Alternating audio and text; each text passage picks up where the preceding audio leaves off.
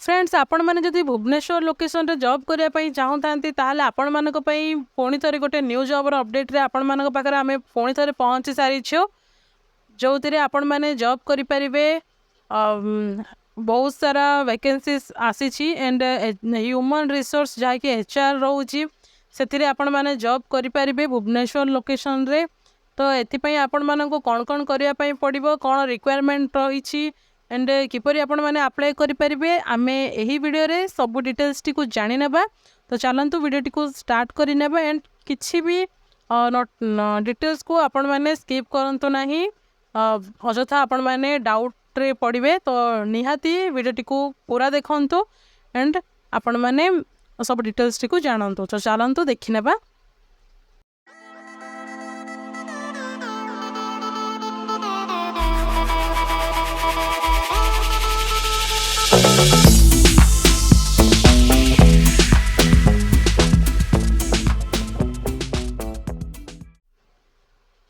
Hello friends नमस्कार जय जगन्नाथ आपण मानक आम YouTube channel join to job को पुणी थे बहुत बहुत स्वागत जनावछु एंड आपण मैंने जदि आम चैनल को प्रथम थर कर ताहले चैनल को सब्सक्राइब करनियंतु एंड पाखरे थिबा बेल आइकन को मध्य ऑन रखंतु जहा द्वारा आपण माने प्रतिदिन एमिति न्यू न्यू जॉब रो अपडेट सहित आपण माने इन्फॉर्मेटिव वीडियोस भी आपण माने आम चैनल माध्यम रे पाई परिबे।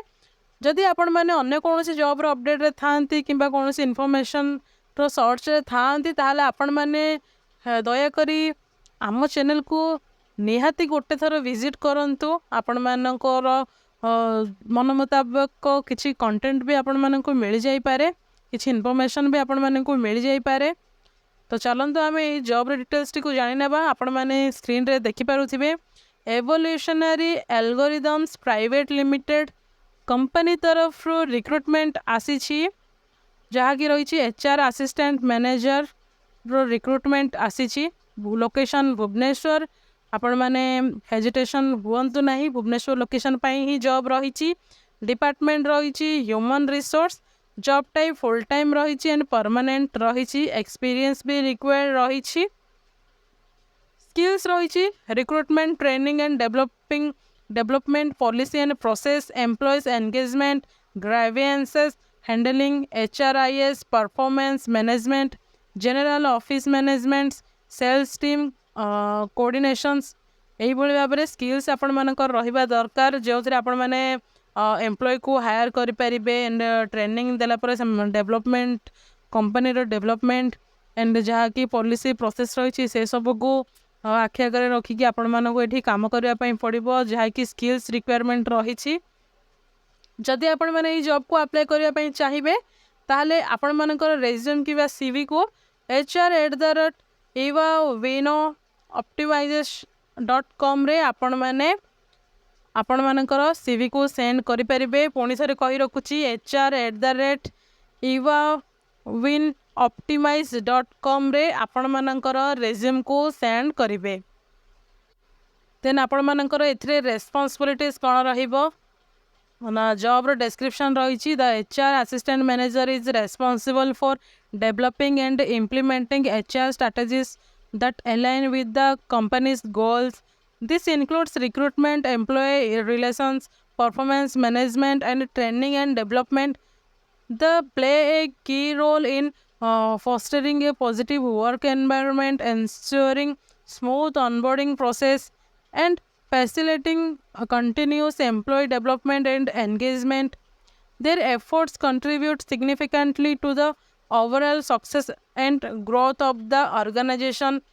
एथिरे आपण माननको HR असिस्टेंट रो जॉब रोल रे आपण माननको कंपनी रो डेवलप पई जे कोनोसी भी जिंस करिया पई पड़िबो एथिरे आपण माननको करिया पई पड़िबो एंड आपण माने एम्प्लॉय माननको आपण माने स्ट्रैटेजीज देबे एंड केवली भाव में कंपनी को ग्रो करें से भाव में आपण मैंने ट्रेनिंग पाइला एम्प्लॉय मानक भी आपण मानक ट्रेनिंग देवाई पड़ो से सब जिनस मेंशन रही एंड फर्स्ट आपण मानकर रिक्रुटमेंट एंड स्टाफिंग आपण मैंने HR रे अंतर्गत थिबा रिक्रुटमेंट जहाँकि कम रही आपण मानक रिक्रुट करने पड़ो। आपण मानक PDF टी डिस्क्रिप्शन बॉक्स रे मिल जिवो। आपण माने जदी इंटरेस्टेड थिबे ताले सब डिटेल्स टी को थ्योरली आपण माने नियाती पढ़ी नेबे।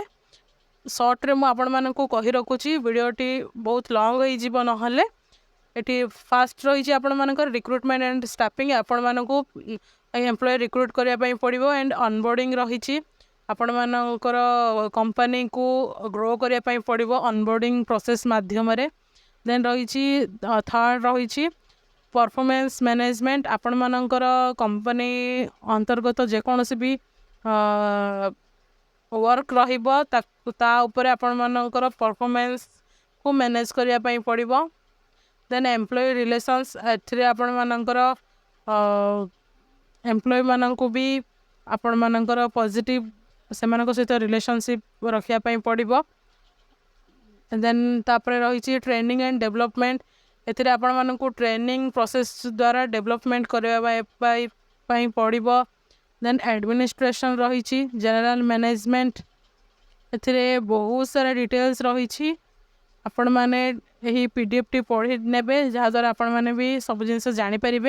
देन कैंडिडेट प्रोफाइल केउ बोली भाव में हेबार अच्छी जहाँकि डिजायर्ड कैंडिडेट प्रोफाइल रही रिक्वायर्ड एक्सपीरियंस रही ए minimum of 5 to 7 years of experience in human resource with at least 3 years in a generalistic role or similar position। इथरे आपण मानकर जदि पूर्वर एक्सपीरियंस थाए ताहले बहुत भल एक्सपीरियंस रिक्वायर्ड रही and prior experience in IT recruitment and familiarity with various roles in the technology sector is necessary। एथिरे IT recruitment जहाँकि इनफॉर्मेशनल टेक्नोलॉजी रोचे से आपण मानक वेरियस रोल टेक्नोलॉजी सेक्टर रे ही रिक्वायरमेंट रही।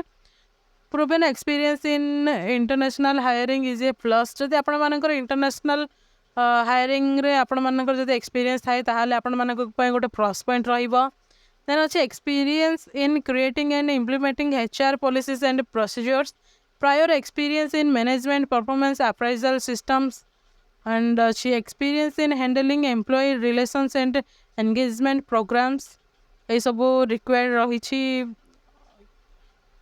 एंड रिक्वायर्ड स्किल्स आपण मानकर एठी बहुत सारा स्किल्स रिक्वायरमेंट रही जे भाई भाव में आपण मानकर onboarding and recruitment skills and strong interpersonal and communication skills and manage multiple priorities and tasks in a dynamic work environment। गोटे टाइम रे आपण मानको बहुत सारा वर्क को हैंडल करने पड़ो एंड बहुत सारा एथिरे रिक्वायरमेंट स्किल्स मध्य रही। क्वालिफिकेशन रे रही bachelors degree in human resources business administration और ए रिलेटेड एथिरे आपण मानकर डिग्री रहिबा दरकार HR डिपार्टमेंट तरफ रु आपण मानकर जहाँ कि